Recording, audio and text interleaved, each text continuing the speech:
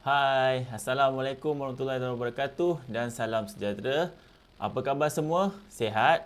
Okey, tak apa. Kita teruskan pembelajaran kita bagi subjek matematik tahun 2. Topik kita pada hari ini ialah banding perpuluhan, banding pecahan perpuluhan. Okey, jadi siap sedia? Stay tune. Check it out.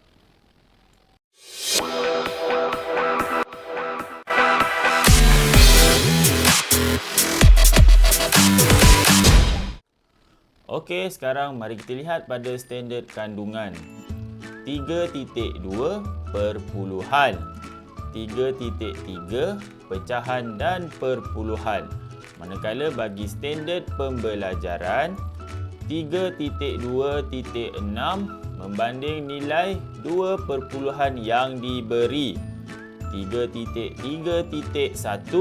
membanding nilai pecahan dan perpuluhan yang diberi.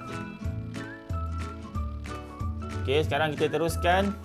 Murid-murid boleh rujuk pembelajaran pada hari ini di buku teks matematik jilid 2 pada muka surat 14 hingga muka surat 16. Okey, kita teruskan. Okey, mari kita tengok apa itu banding perpuluhan. Okey, banding perpuluhan kita nak tentukan dua nilai perpuluhan sama ada dia lebih besar atau lebih kecil. Okey, jadi mari kita tengok macam mana. Okey, banding perpuluhan mana lebih kecil. Okey, di sini ada dua gambar rajah. Okey, gambar rajah yang sebelah atas. Okey, kita tengok diwarnakan 5 bahagian daripada 10 bahagian. Jadi seperti yang kita dah pelajari sebelum ini menunjukkan nilai perpuluhan bagi sifar perpuluhan 5. Manakala gambar rajah yang sebelah bawah, okey, 2 bahagian berwarna daripada 10 bahagian. Jadi nilai perpuluhannya ialah sifar perpuluhan 2. Jadi mana yang lebih kecil? Okey, sekarang kita nak lihat mana satu di antara dua perpuluhan ini yang lebih kecil. Kita tengok sifar perpuluhan 5. Bahagian yang berwarna, okey, seluas ini. Kita dapat lihat yang berwarna hijau ni, luas dia macam ini. Berbanding sifar perpuluhan 2, bahagian yang berwarna, okey, seluas ini. Jadi, daripada dua gambar rajah ini, kita boleh pastikan, kita boleh lihat, kita boleh nampak yang sifar perpuluhan 2 lebih kecil daripada sifar perpuluhan 5. Okey, senang saja kita tengok pada gambar rajah. Dan kita juga boleh tengok pada nombor perpuluhan yang telah ditulis. Kita nampak 2 lebih kecil daripada 5. Jadi, lagi sekali sifar perpuluhan 2 lebih kecil daripada sifar perpuluhan 5. Okey, kita teruskan. Okey, di sini ada jadual. Kita nak buat perbandingan di antara dua nilai perpuluhan. Kita tengok yang pertama. Kita nak bandingkan mana lebih kecil. Okey, yang pertama sifar perpuluhan 7 dan sifar perpuluhan 1. Jadi mana satu yang lebih kecil? Okey, sifar perpuluhan 1. Kita tengok pada nombor je kita dah boleh agak nilai dia lebih kecil. Sekarang tengok yang kedua pula. Sifar perpuluhan 3 dan sifar perpuluhan 5. Okey, mana satu yang lebih kecil? Okey, dah tentulah sifar perpuluhan 3. Okey, seterusnya sifar perpuluhan 1 dan sifar perpuluhan 2. Nilai yang lebih kecil ialah sifar perpuluhan 1. Okey, yang seterusnya sifar perpuluhan 9 dan sifar perpuluhan 4. Mana satu yang lebih kecil? Okey, sudah semestinya sifar perpuluhan 4. Okey, dari sini kita dah dapat lihat. Kita tengok pada nombor. Nombor yang kecil itulah nilai yang lebih kecil bagi perpuluhan. Okey, kita teruskan. Sekarang kita nak lihat banding perpuluhan mana lebih besar. Okey, kita tengok gambar rajah yang atas, okey, dan yang di bawah. Okey, yang berwarna kuning ini dia warnakan 7 bahagian daripada 10 bahagian. Jadi nilai perpuluhannya yang telah kita pelajari sebelum ini ialah 0.7. Manakala gambar rajah yang di bawah 3 bahagian yang berwarna daripada 10 bahagian. Jadi nilai perpuluhannya ialah 0.3. Jadi mari kita lihat mana yang lebih besar. Okey, kita tengok, kita nak cari mana yang lebih besar. Banding perpuluhan, mana lebih besar. Okey, kita tengok pada 0.7. Kawasan berwarna dia okey seluas ini. Nampak dia punya banyak dia yang berwarna. Berbanding 0.3 gambar rajah dia yang berwarna okey seluas ini sahaja. Jadi daripada gambar rajah dan juga daripada nombor yang telah ditulis, kita dapat pastikan bahawa 0.7 lebih besar daripada 0.3. Okey, mudah saja, jangan risau. Jadi, kita tengok beberapa contoh yang lain dalam bentuk jadual. Kita nak cari perpuluhan mana yang lebih besar. Yang tadi lebih kecil. Sekarang kita nak pilih mana yang lebih besar. Kita tengok contoh yang pertama. 0.8 dan 0.5.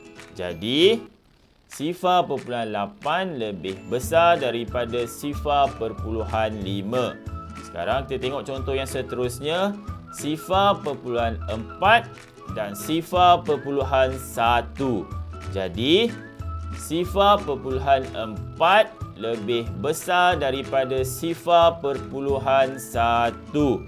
Okey, seterusnya 0.7 dan 0.9. Jadi nilai yang lebih besar ialah 0.9. Okey, contoh yang terakhir 0.2 dan 0.6. Jadi nilai yang lebih besar ialah 0.6. Okey, itu perbandingan mana yang lebih besar. Sekarang kita nak lihat banding pecahan dan perpuluhan. Tadi kita tengok dua nilai perpuluhan. Sekarang kita nak tengok satu pecahan, satu lagi perpuluhan. Kita nak tengok mana lebih besar atau yang lebih kecil. Jadi kita lihat. Yang pertama, banding pecahan perpuluhan. Kita nak cari mana lebih kecil. Okey, kita tengok pada Batman. Dia kata, saya warna 4 bahagian. Kita tengok pada gambar rajah, 4 bahagian dia warnakan daripada 10 bahagian.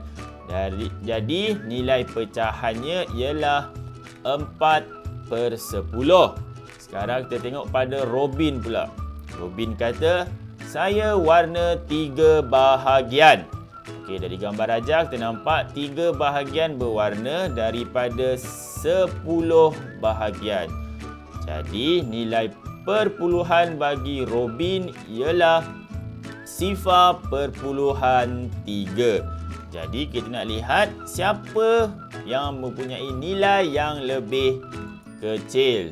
Okey, kita nampak dibulatkan bahagian Robin. Jadi 0.3 lebih kecil daripada 4/10. Okey, kita teruskan. Kita nak tengok perbandingan yang lain pula. Sekarang kita nak lihat banding pecahan perpuluhan mana lebih besar. Kita lihat Batman, dia kata saya warna 7 bahagian. Jadi nilai pecahannya ialah 7/10. Kita dapat lihat dekat sini 7 bahagian berwarna daripada 10 bahagian. Manakala Robin pula, saya warna 4 bahagian. Kita dapat lihat pada gambar rajah 4 bahagian berwarna daripada 10 bahagian.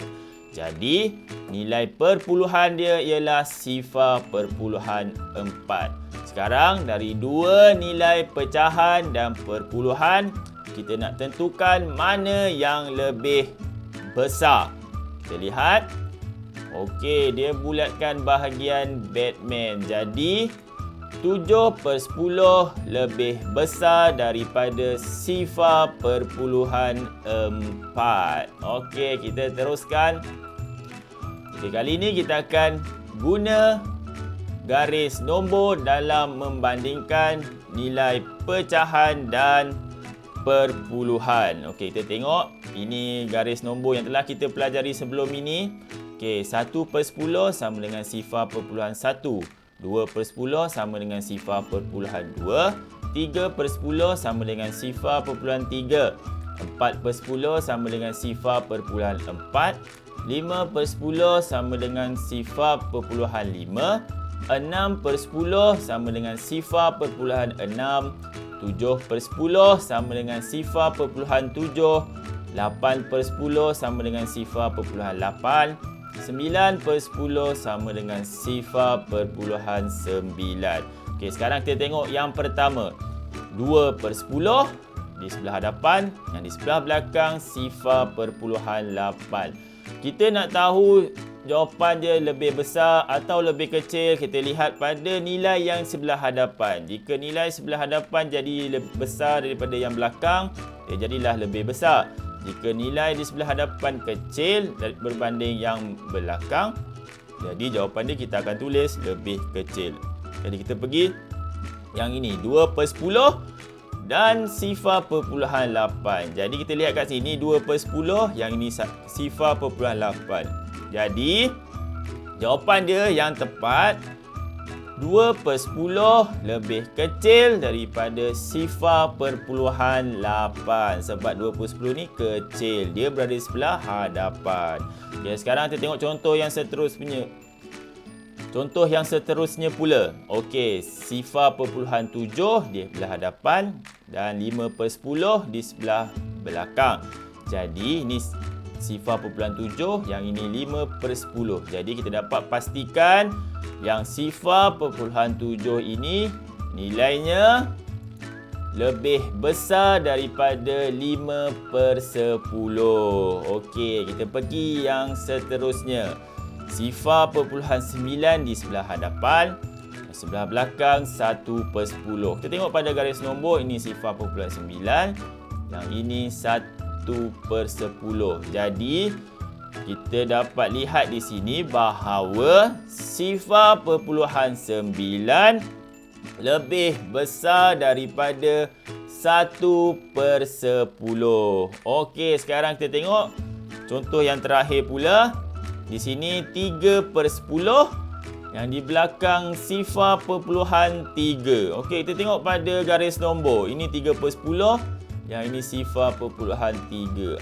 Jadi macam mana kita nak pilih ni? Jawapan dia besar ke, kecil ke, macam mana? Dia macam sama je ni kedudukan dia. Dia straight. Dia tegak.